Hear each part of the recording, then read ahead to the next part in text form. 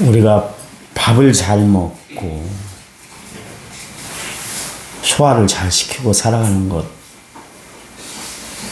감사하셔야 돼요. 어제 장송환 수집사님 신방을 갔어요. 파후로.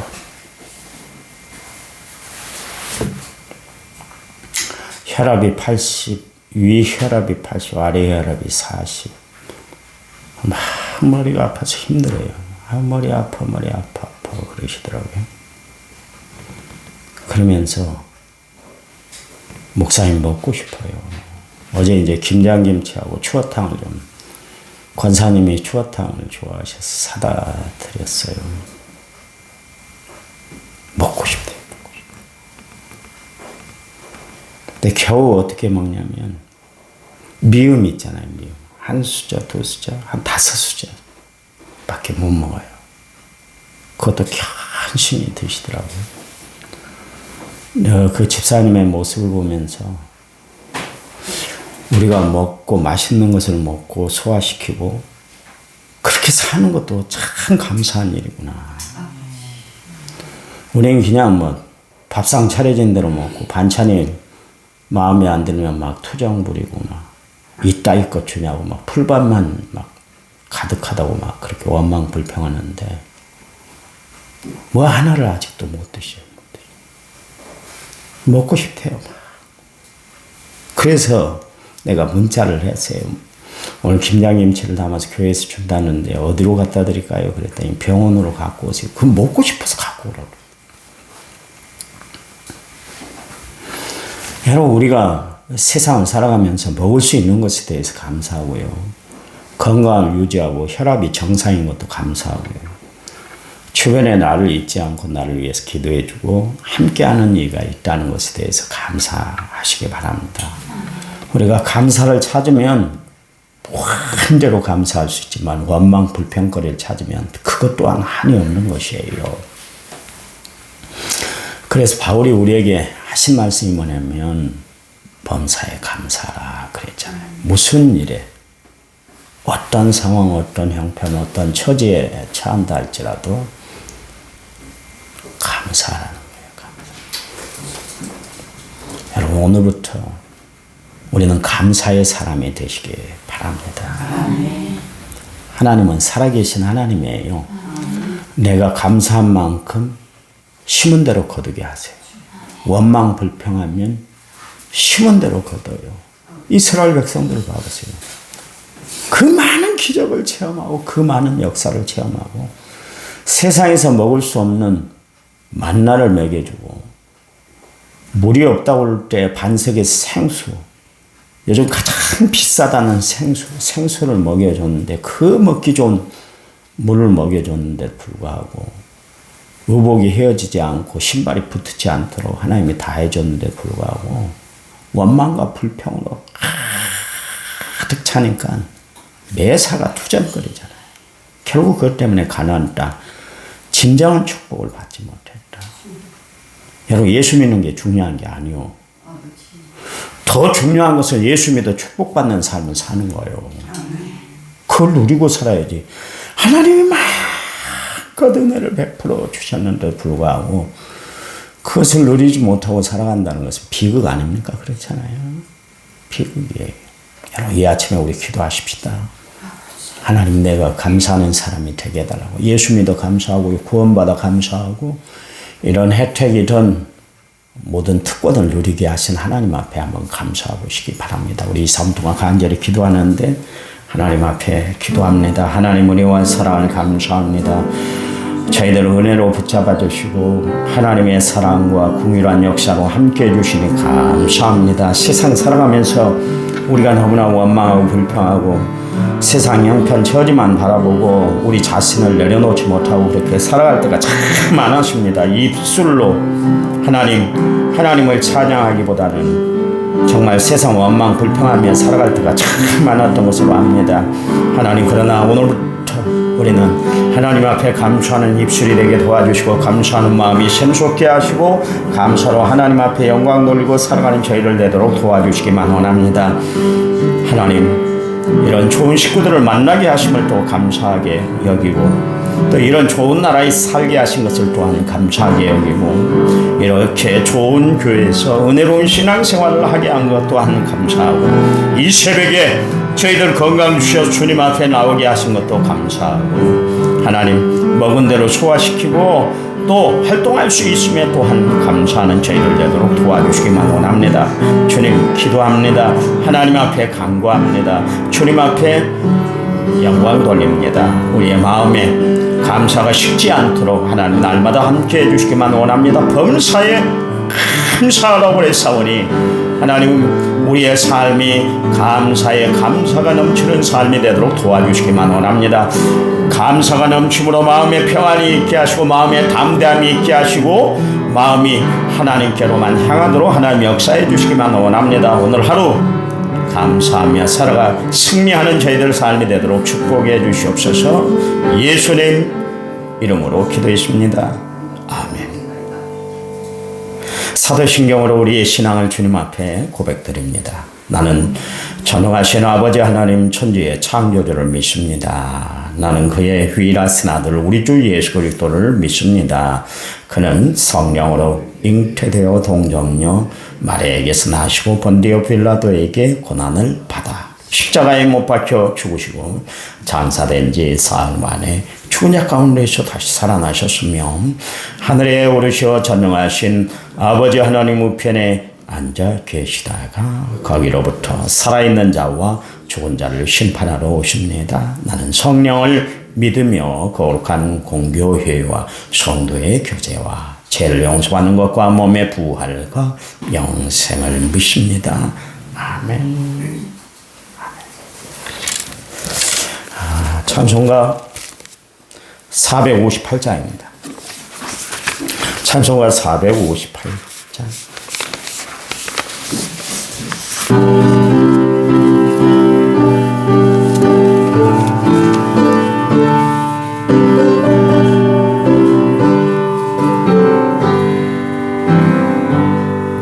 너희 마음에 슬픔이 가득하고 주가 위로해 주시리라.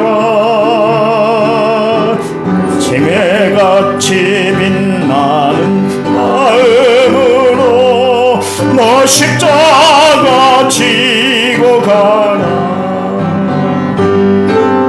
참 기쁜 마음으로 십자가 지고 가라. 내가 기쁘게 십자가 지고 가면 슬픈 마음이 위로받네. 때를 따라서 주시는 은혜로서 가난 심령의 힘을 얻고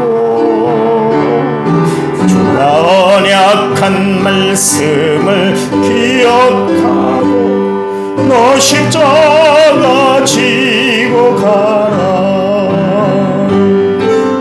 참 기쁜 마음으로 십자가 지고 가라. 그게 십자가 지고 가면 슬픈 마음이 위로받네.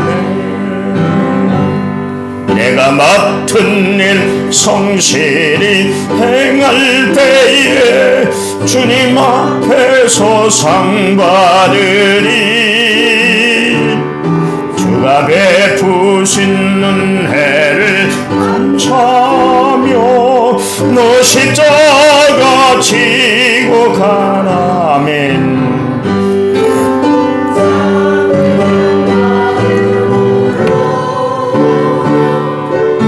십자가 지고 가라.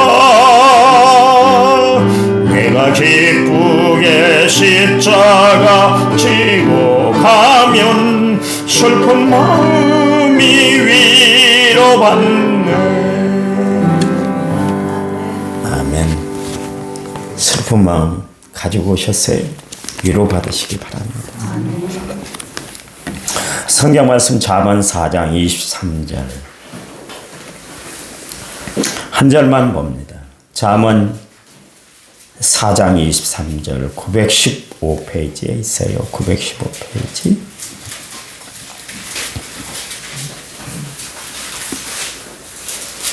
잠언 4장 23절 우리 같이 읽습니다. 모든 지킬 만한 것 중에 더욱 내 마음을 지키라. 생명의 근원이 이에서 남이니라. 아멘. 1차번째 4930번 제물을 제가 하나님 앞에 드리겠습니다. 찬양 부릅니다.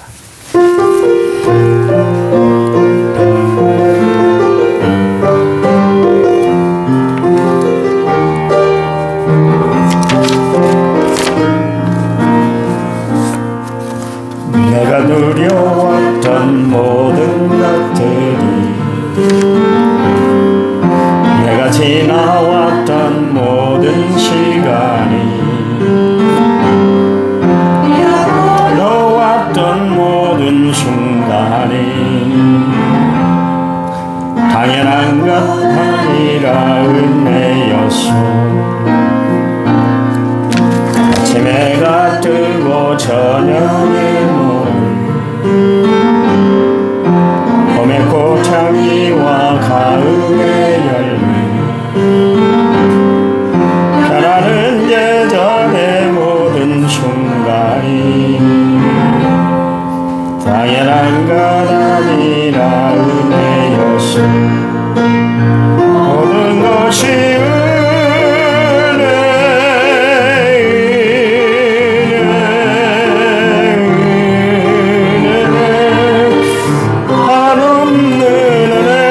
삶에 당연한 건 하나도 없었던 것은 모든 것이 은혜였소.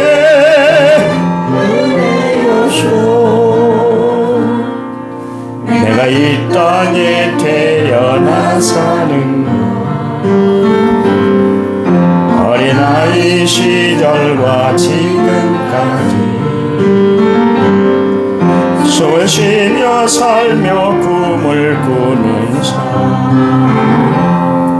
당연한 것 아니라 은혜였소. 내가 하나님의 자녀로 살며 오늘 찬양하고 예배하는 삶 복음을 전할 수 있는 축복이 당연한 것 아니라 은혜였소. 모든 것이 은혜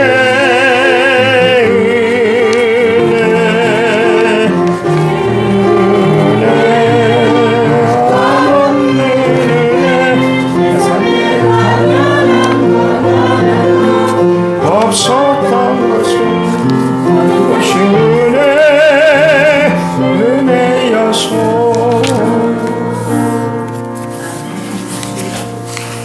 은혜 아닌 게 어디 있던가. 나는 참 매일매일 하나님의 은혜로 사는 것 같아요.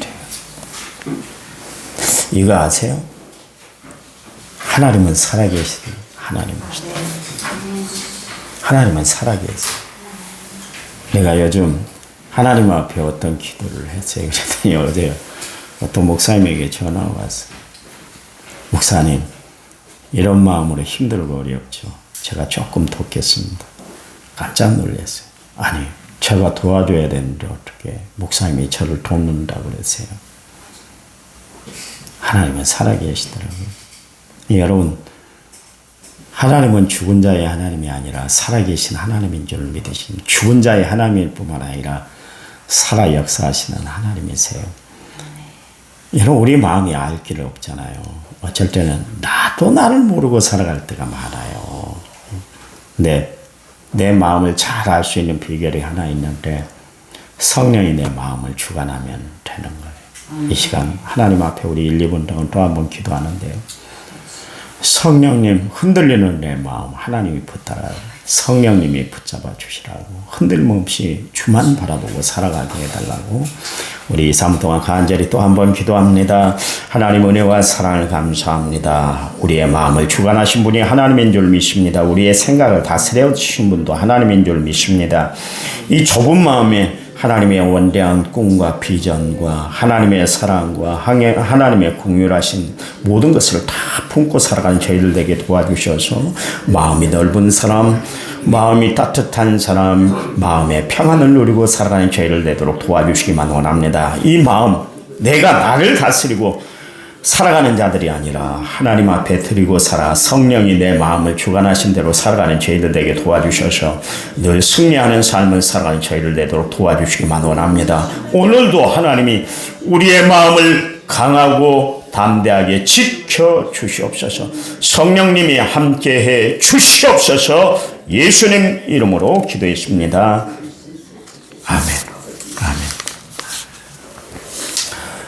성경을 살펴보시면 하나님은 우리에 대해서 구원에 대한 이야기만 기록하고 있는 것이 아니죠. 구원받은 성도가 어떻게 살아야 할 것인가. 그러니까 예수를 믿고 거듭난 하나님의 백성들이 이 땅을 어떻게 살아야 승리로운 삶을 살아가게 되는가. 거기에 또 초점을 맞추고 있어요. 특별히 우리가 이제 오늘 본문에 읽었던 이 잠언은 지혜서라고 합니다. 지혜가 가득한 책이다. 그래서 여러분들이 좀 지혜가 부족하고 세상 살아가는데 내가 좀 어리석고 그렇다면은 이 잠언서를 많이 읽으셔야 돼요. 그러니까 잠언에는 세상을 사는 지혜에 대해서 이야기를 하는데 심지어 이제 우리가 결혼 생활도 어떻게 해야 할까? 또 결혼 대상자는 어떻게 고를 것인가? 동업을 하는 문제, 심지어 빚을 보증서는 문제까지 그 세세한 부분까지 아주 상세하게 기록하고 있는 책이 잠언서예요. 그러니까 우리가 세상을 살아가면서 지혜를 얻으려면 당연히 잠언서를 읽어야 됩니다. 그래서 어떤 분들은 이제 성경을 읽을 때 처음에 뭐 창세기부터 읽기 시작하면 좀 힘들고 어렵잖아요. 막 낳고 막 그러고 마태복음도 뭐 낳고 또 그렇게 죽고 뭐 이런 이야기들이 계속 기록되어 있으니까 읽기가 좀 따분하다. 그렇게 생각되면 구약에서는 잠언을 읽어라. 그렇게 이야기를 하고 있습니다. 잠언을 읽으면 하나님이 우리가 세상을 살아가는 지혜를 다 얻도록 그렇게 말씀에 기록이 되고 있습니다. 특별히 이제 오늘 본문 말씀에 보면 마음을 잘 다스려라. 여러분은 어떤 마음가짐을 가지고 살아가고 있습니까? 나는 내 마음을 잘 다스리고 살아가고 있다고 생각하세요?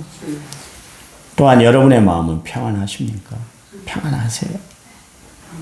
마음이 건강한가요? 마음에 어떤 불편함이 없이 건강하게 살아가는가? 꽁한 것 없이 꽁하지 마세요. 절대로 마음에 꽁하면 안 돼요. 그게 병이 됩니다. 제가 이야기를 했잖아요. 윷놀이를 갔어요. 교인들끼리. 내 높게 던지니 낮게 던지니 막 그 시비가 붙었어요. 참 싸울 것이 없죠. 내 마음대로 던진다는데 왜 그렇게 하세요? 법칙이야. 눈높이를 올려야 돼. 난 마음대로 던질 거예요. 싸우다가 나중에 파토가 났어요. 즐겁게 야유회를 갔다가 윷놀이를 하다가 난리가 나죠. 저것이 내 말을 안 듣네. 꽁하다가 암이 들렸어요. 그것 때문에 암 걸렸어요. 참 희한하죠. 별거 아닌 것 같은데 마음에 꽁하고 마음을 다스리지 못하니까 수술까지 했잖아요. 마음을 잘 다스리고 살아야 돼요. 무슨 일이 있으면 하나님 앞에 맡기세요. 저는 힘들고 어려운 일이 있을 때마다 복잡한 일이 있을 때마다 주님 앞에 나가요. 그리고 처음 기도할 제목이 없고 입에서 기도거리가 안 나오면 주여만 불러요. 그래도 하나님이 위로로 나에게 다가오셔. 어쩔 때는 주여라는 이야기도 나오지 않고 그럴 때가 있는데 그때는 십자가만 바라봐요. 마음의 평안이 좋아. 기도도 안 했는데 묵상만 하고 있었는데도 불구하고 하나님이 내 마음을 다스려 주시고 평안을 주시고 문제 해결을 해 주세요. 하나님의 능력이 얼마나 위대한지 몰라요. 복음의 능력이 얼마나 위대했던지. 바울은 복음을 위해서 자기의 모든 것을 다 버렸잖아요. 바쳤잖아요. 왜냐하면 복음을 깨닫고 난 이후에 복음이 생명이라는 것을 알았어요. 복음이 참 은혜라는 것을 알았어요. 바울은 흔들림 없이 주의 일들을 감당했죠. 우리 같으면 하겠어요. 우린 같으면 하겠냐 말이에요. 교회에서도 조그만 시험이 들어도 막 힘들어하고 어려워하고 복잡해하는데 바울은 그 어려운 일이 있는데도 불구하고 각종 수모를 다 당했잖아요. 이야기했잖아요. 고린도 교회 교인들은 얼마나 인간성이 안 좋았던지 바울을 긁어내고 바울을 깎아내리고 또 깎아내렸어요. 그런데 바울의 마음이 흔들리질 않았잖아요. 이유가 뭘까요?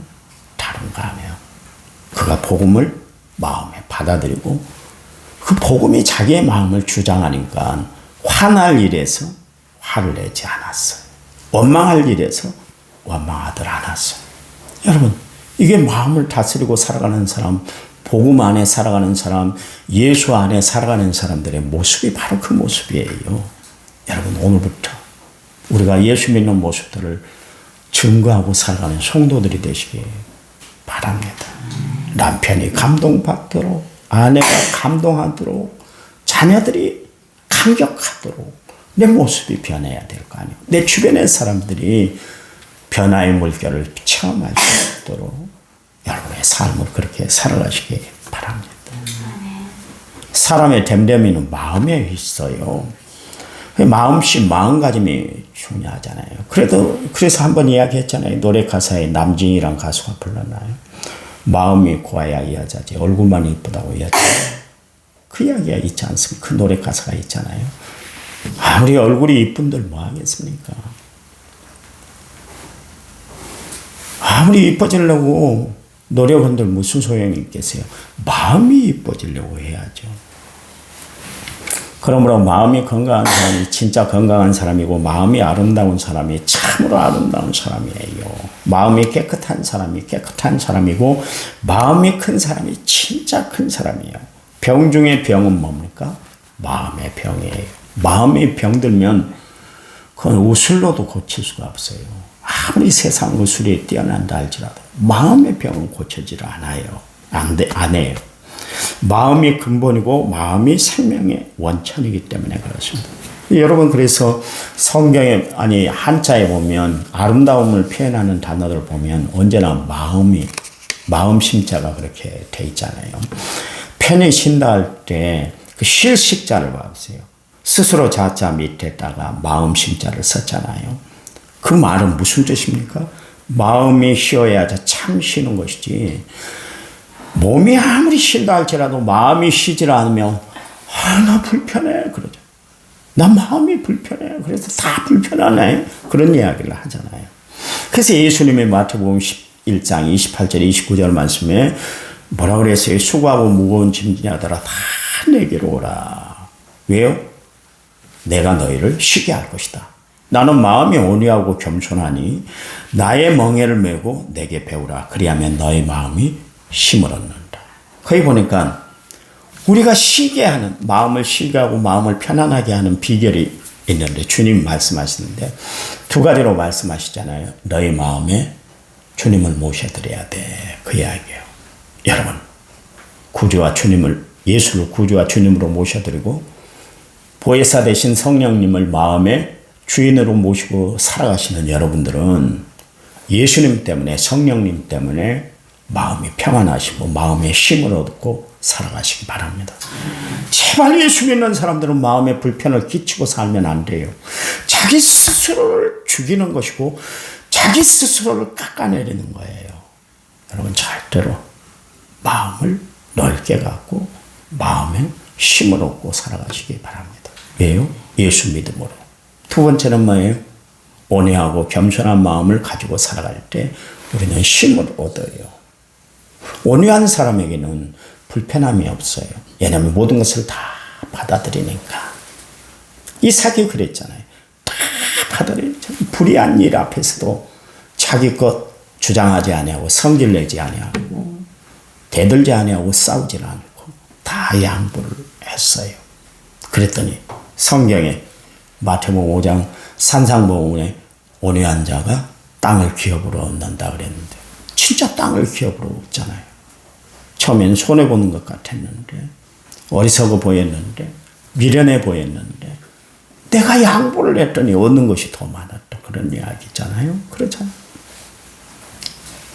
또 겸손한 사람은 남과 싸울 일이 없어요. 마음에 불편이 끼쳐질 것이 없어요. 왜냐하면 다 내려놓고 사는데 우리가 내려놓지 못하니까 늘 싸우고 불편이 있는 거예요. 그렇잖아요. 왜 싸웁니까? 왜 나를 건드려? 나는 배락이 없는 사람인 줄 알아? 나도 성격이 있어. 왜 나를 그렇게 해? 그러면서 싸움이 나는 거 아니겠어요? 아, 그러세요? 그냥 내가 그런가 봐요. 그러면 되는 거예요. 겸손한 사람은 예수님 때문에 자신을 십자가 앞에 무릎 꿇게 하고 자기를 내려놓고 사는 사람이기 때문에 마음에 불편한 일이 없는 거예요.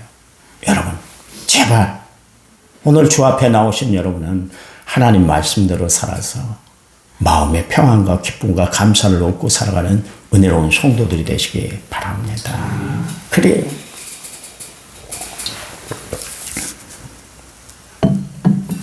감사하다 할 때 그 감자도 보세요. 느낄 감도 아래에 마음 심자가 있잖아요. 이 말의 의미는 뭡니까? 깊은 곳에서 우러나오는 마음의 감사가 진정한 감사지 마음에 없는 것 그거는 감사가 아니다. 그런 이야기입니다. 주님이 이사야서 29장 13절 말씀을 이야기를 했는데 뭐라고 그랬냐면 입술로는 너희가 나를 가까이 하고 공경한다 하나 마음은 내게서 멀리 떨어져 있어. 그런 이야기예요. 이스라엘 백성들은 하나님 앞에 늘 감사해야 되는데 마음이 떠나버리니까 어떻게 돼요? 하나님에게서 마음이 떠나는 순간 그들은 감사를 잃어버리고 말았어요. 세상에서 가장 불행한 족속이 되고 말았다. 그런 이야기입니다. 그래요. 또 은혜라는 그 말도 보면 마음으로 은혜를 받는 것을 강조하고 있고 충성할 때 충자도 봐보세요. 마음이 가운데 있는 것 그것이 충성스럽다. 그런가 하면 분할 분자를 봐보세요. 나눌 분자에다가 거기 아래 마음 심자가 있잖아요. 그러니까 마음이 나눠져서 분열이 이루어지는 것 그러면 마음에 막 분이 일어나는 거예요. 좋은 마음이 아니라 그 마음에 두 가지 마음이 있어서 갈등을 하고 그 좋지 않은 마음이 팍 터짐으로 말미암아 분을 일으킨다. 그런 이야기입니다. 여러분 봐보세요. 성낼 노자, 악할 낙자 다 마음에 뿌리를 내리고 있잖아요. 그렇잖아요. 온갖 더러운 것이 마음에서 나온다. 주님이 그런 이야기를 했어요. 하루는 바리새인들과 서기관들이 예수님의 제자들이 떡을 떼서 먹는데 손을 씻고 먹질 않아요. 우리도 뭐 어렸을 때 애들이 뭐 놀이터에서 놀다가 들어오면 야, 손 씻고 밥 먹어라. 그러잖아요. 손 씻고 밥 먹어라. 위생적인 면에서 그렇게 이야기를 해요. 그런데 유대인들은 장로들이 딱 자기들의 그 어떤 계명을 딱 율례를 정해놓고 밥을 먹을 때 떡을 먹을 때는 반드시 손을 씻어야만 됐었어요. 성경에 어디도 그런 구절이 없어요. 손 씻고 밥 먹으라는 구절이 없는데도 불구하고 자기들이 딱 만들어 놓고 그걸 하나님의 말씀보다 더 우선시했어요. 제자들 이 바리새인들과 서기관들은 항상 예수님 곁을 따라다녔어요. 은혜 받으려고 따라다닌 것이 아니라 어떻게 하면 허점을 발견할까, 어떻게 하면 올무에 집어넣을까 그러려고 따라다녔어요. 근데 그날따라 제자들이 떡을 떼어 먹는데 손을 씻지 않고 먹는 거예요. 그러니까 막 예수님께 화를 냈어요. 어찌 당신은 장로의 유전인 손을 씻고 떡을 떼라고 그랬는데 장로의 유전을 지키지 않고 가르치지 않고 저렇게 떡을 먹게 하느냐 그랬어요. 그랬더니 예수님이 입으로 들어가는 것이 사람을 더럽게 하는 것이 아니라 마음에서 나오는 것이 사람을 더럽게 해. 그런 이야기를 했어요. 그랬더니 바리새인들과 서기관들이 화가 났어요. 아, 저것이 우리에게 충고를 하네? 우리들을 향해서 이야기를 하네? 자기들도 양심이 있었겠죠. 더러운 마음을 가지고 살아간다는 것, 하나님 말씀대로 살지 못하는 것을 알고 화를 팍 냈어요. 그랬더니 제자들이 막 예수님 왜 그렇게 긁어 부스럼을 만들었어요? 좋게 이야기를 하시지 왜 그렇게 했어요? 그랬더니 예수님 그러면서 마태복음 15장 17절에 20절 말씀에서 이런 말씀을 하셨어요. 입으로 들어가는 모든 것은 배로 들어가서 뒤로 내버려지는 줄 알지 못하느냐. 입에서 나오는 것들은 마음에서 나오나니 이것들이야말로 사람을 더럽게 하느니라. 마음에서 나오는 것은 악한 생각과 살인과 간음과 음란과 도둑질과 거짓 증언과 비방이니 이런 것들이 사람을 더럽게 하는 것이 아니요 씻지 않은 손으로 먹는 것은 사람을 더럽게 하는 거야. 그런 이야기를 하셨어요. 여러분 그렇잖아요. 우리가 입으로 들어가는 음식은 제일로 깨끗한 건 먹어요. 심지어 머리카락만 있어도 안 먹어요. 이야기했잖아요. 한번 전에 있던 교회 교인들하고 지리산을 왔어요. 뱀사골을 왔어요. 그럼 뱀사골을 와서 산채 비빔밥을 먹었어요. 그 당시에는 이제 채집쌤네가 산채 비빔밥 한다는 걸 모른 때였기 때문에 딱 누가 한 수저 먹었는데 머리카락이 나오니까 그대로 다 놔두고 나와버렸어요. 머리카락 하나 있었어요. 그거 골라내갖고 먹어도 되는데 머리카락이 하나 탁 들어있다고 우리 나갑시다 그리고 다 나와버리더라고. 머리카락만 들어가도 그래요. 깨끗한 걸 먹으려고 그래요. 어떻게 쓰든 깨끗하게 먹으려고 그래요. 그렇잖아요. 그런데 우리 마음에서 나오는 것은 깨끗한 것만 나오냐 이 말이에요. 온갖 더러운 것들이 잡스러운 것들이 다 여기서 나온다 그런 이야기예요. 그 마음을 잘 다스리고 살아가는 것이 참 중요해요. 여러분 마음을 우리가 어떻게 갖느냐에 따라서 쉬느냐 쉬지 못하느냐 감사하느냐 불평하느냐 은혜를 받느냐 시험 받느냐 이게 결정이 되지 않습니까? 마음의 중심에 누가 있느냐에 따라서 충성하기도 하고 배반하기도 하고 노하기도 하고 웃기도 하고 선을 행하기도 하고 악을 행하기도 해요. 그래서 하나님은 우리 인간의 마음, 이 인간의 마음가짐이 참 중요하게 여기고 있습니다. 여러분 봐보세요. 아무리 몸이 건강하다 할지라도 마음이 병들면 불행해요. 아무리 넓고 큰 땅덩어리가 있고 아무리 넓은 저택에 산다 할지라도 마음이 좁으면 그 사람은 좁은 사람이에요. 아무리 육체적으로 자유롭게 그렇게 산다 할지라도 보세요. 마음의 자유가 없으면 그 사람은 노예처럼 끌려가는 삶을 살게 되는 거 아니겠어요? 아무리 깨끗한 옷을 입고 산다 할지라도 마음이 더러우면 그 사람은 더러운 사람이요. 여러분 아무리 겉으로 볼 때 건강하고 근육질의 사람이라 할지라도 마음이 병들어 있으면 부패 있으면 그 사람은 부패한 사람이요. 여러분 하나님은 우리의 예모를 보시지 않으세요. 우리의 중심을 마음을 보세요. 그래서 사무엘상 16장 7절 말씀에 뭐라 그랬어요? 나 여호와는 중심을 본다. 마음을 본다. 그랬어요. 여러분 하나님이 우리의 중심을 보세요. 중심. 마음을 보세요. 나는 정말 하나님 앞에 정결한 마음, 깨끗한 마음, 은혜로운 마음, 감사의 마음을 가지고 살아가고 있는가? 제발 예수 믿는 여러분은 남을 원망하지 마세요. 남 이야기 하지 마세요. 그냥 내 이야기만 하고 남 이야기를 할 때 좋은 이야기만 하세요. 좋은 점만 바라보고 가죠. 근데 어떻게 되는 것? 사람들은 모이면 남을 깎아내리는 이야기를 해요. 아니요. 예수 믿는 사람들 하나님이 우리에게 은혜로 살아가게 하신 이유는 뭐예요?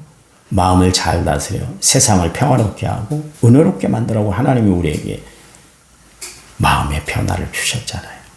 변화된 대로 사는 거예요. 그렇다면 우리가 마음을 어떻게 해야 지킬 수 있을까요? 마태복음 5장 8절 말씀에 보니까 마음이 청결한 자나 그들이 하나님을 본다고 그랬잖아요. 하나님을 볼 수 있는 사람, 하나님을 대면하고 살아가는 사람은 어떤 사람인가? 하나님이 가까이 하는 사람은 마음이 깨끗한 사람, 청결한 사람이에요. 여러분 성경에 보니까 만물보다 심히 부패하고 더러운 것이 인간의 마음이라고 예레미야서 17장 9절 말씀에서 이야기를 하고 있잖아요. 이 더러운 마음을 씻어주시기 위해서 이 더러운 마음을 평안한 마음 가지고 살아가게 하기 위해서 예수님이 이 땅에 오시고 십자가에 못 박혀 죽으신 줄 믿으시기 바랍니다. 그래요. 천국의 주인공은 어떤 사람일까요? 마음이 청결한 사람, 마음을 깨끗이 하고 살아가는 사람들이에요. 왜냐하면 주님의 거룩함을 쫓으라. 이것이 없이는 아무도 주를 볼 수가 없다. 그랬기 때문에 그렇습니다. 두 번째는 부드러운 마음을 가지고 사세요. 여러분, 우리 몸에 가장 부드러운 기관이 간이라고 그래요. 간. 근데 이것이 이제 굳어지는 것을 간경화라고 하지 않습니까? 간경화가 얼마나 무서운지 아세요? 제가 전에 있던 교회 집사님 한 분이 간경화로 고생을 하셨어요. 얼마나 고생하셨던지 온몸이 막 퉁퉁 부어요. 배가 이만큼 산더미처럼. 간경화가 참 무섭습니다. 그 병을 고치려고 매일 밤 기도에 나오셔서 저에게 안수기도를 받고 막 같이 기도팀들이 한 3, 40명 되는 기도팀들이 막 기도를 했었어요. 그런데 결국 돌아가셨어요. 평소에 술을 좋아했어요. 그랬더니 그게 간경화가 된 거예요. 조금 몸이 좋아지잖아요. 그러면은 몸 관리를 잘하고 그 방향 그대로 살아야 될 텐데 몸이 좋았다는 것 때문에 또 술을 끊지 못하는 거예요. 좋으면 또 마셔. 그러다 보니까 이게 악순환이 계속되다 보니까 몸이 퉁퉁 붓고 막 황달기가 오고 마지막에 노래 눈까지 다 노래버려요. 그럼 간경화가 진짜 무섭습니다. 근데 간경화보다 무서운 병이 있는데 마음이 굳어지고 강팍해지는 병이에요. 바로의 마음이 그랬잖아요. 돌덩이처럼 딱딱했어요. 그래서 이 돌덩이처럼 딱딱한 마음에는 하나님의 은혜도 하나님의 사랑도 하나님의 말씀도 임할 수가 없는 거예요. 여러분, 이 시간 여러분 마음 성령의 쟁기질 하시기 바랍니다. 에스겔서 36장 26절 말씀엔 또 새 영을 너희 속에 두고 새 마음을 너희에게 주되 너희 육신에서 굳은 마음을 제하고 부드러운 마음을 줄 것이다. 누가 내 마음을 다스려 내 마음을 부드럽게 만든다고요? 하나님이, 성령님이, 새 영 되시는 성령이 내 마음에 오면 내가 부드러운 사람, 온화한 사람, 은혜로운 사람이 되는 줄 믿으시기 바랍니다. 그래요. 세 번째로 하나님을 향해서 넓은 마음을 가지고 사는 사람. 그러니까 하나님 앞에서 마음을 열고 사는 사람, 그 사람들이 마음을 다스리고 살아갈 수가 있는 거예요. 여러분 누가복음 24장 45절 말씀에 엠마오로 내려가던 제자들을 하나님이 그들의 마음을 열어 성경을 깨닫게 했다 그러십니다. 여러분 열린 마음에 하나님의 은혜가 임하는 거예요. 지난 시간에 우리가 살펴봤습니다만 루디아에 대해서 살펴봤잖아요. 주께서 그의 마음을 열어 바울의 말씀을 따르게 했다 그랬잖아요. 하나님이 우리의 마음을 열어 주셔야 돼요. 열린 마음에 은혜의 단비가 내리는 줄 믿으시기 바랍니다. 바울이 고린도 교회 교인들에게 이야기 당부했잖아요. 제발 좀 넓은 마음을 가지고 사세요. 그러면 다 은혜로울 거예요. 그렇게 이야기를 하고 있습니다. 여러분, 하나님의 사람은 마음의 폭이 넓어야 되고 마음의 평수도 넓히고 살아야 될 줄 믿습니다. 속이 좁은 사람은 용서하들 못해요. 이해하지 못해요. 용납하고 받아주질 못해요. 그 마음에는 하나님의 은혜가 임할 수가 없어요. 이 시간 여러분 마음에 원수시 삼은 사람이 있나요? 누가 그랬다고 그래요? 12월까지만 살아보고 우리 결정하자 그랬대. 누가 그랬다고 그랬어요? 내가 누구한테 들었는데? 그랬더니 뭔 12월까지 갈 필요가 뭐가 있어. 11월 달에 끝내지. 그랬대 주변에서. 네요. 남에게도 문제가 있지만 나에게도 문제가 있어요. 나는 지금까지 그렇게 살아왔거든요. 우리 집사람한테만 문제가 있고 아이들한테만 문제가 있는 줄 알았어요. 다 지적거려. 지는 의로운 척, 깨끗한 척. 근데 뒤돌아보니까 나에게 문제가 있더라고요. 그렇잖아요. 나에게 문제가 있는 거예요. 아니 휴지가 떨어졌으면 지가 주우면 되지. 그때 지는 안 죽고 저기 휴지 떨어졌어. 왜 그렇게 살아? 먼지가 있어. 왜 먼지를 좀 안 털어? 지 손으로 닦으면 돼요. 근데 지적거리만 하는 거예요. 꼭 바리새인들처럼 서기관처럼 지적거리만 하는 거예요. 하나님이 그러라고 손을 주고 입을 주고 눈을 준 것이 아니고 길을 열어주신 것이 아니잖아요. 내가 하면 돼요.